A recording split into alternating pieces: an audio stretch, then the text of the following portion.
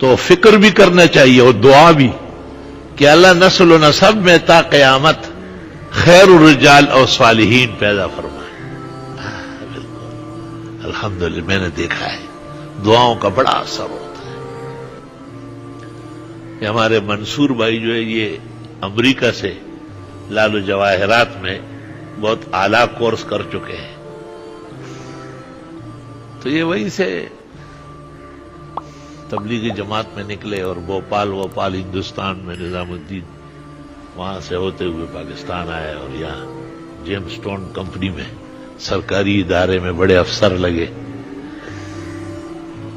ان کے والد جو آج کل بہت بیمار ہے اللہ ان کی عمر میں برکت دے، ایک دن مجھے کہا کہ میرے 3 بیٹوں میں زیادہ محبت مجھے اس منصور سے ہے اور اس کے لیے آپ دعا کر رہے عالم دین بن جائے.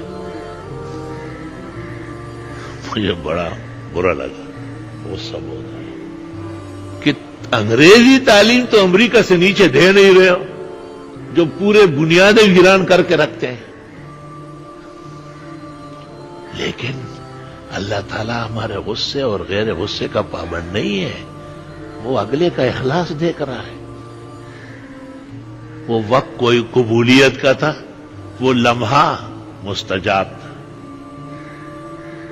وہ وقت آ گئے کہ حاجی صاحب نے خود صدر ہے کمیٹی کا اب بھی ہے، مجھے درخواست لکھ کی دی کہ جیسے اور طالب علم داخلے کے لیے آتے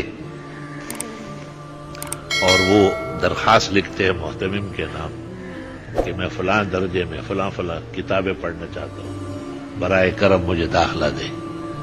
تو انہوں نے بھی، میں نے کہا بس آپ صدر داخل ہو گئے، کرنا اس طرح نہیں، اکارڈنگ ٹو رولز جو آپ کا طریقہ کار ہے اس کے مطابق درخواست لکھی کہ میں محمد عثمان منصور کے والد اپنے بیٹے منصور کو آن جناب کے زیر انتظام دینی تعلیم دلانا چاہتا ہوں، برائے کرم میرے بیٹے کو پہلی کلاس میں داخلہ دے. جو امریکہ سے جمال و جسٹ اور تمام ڈگریاں سب سرفراز ہو کے آئے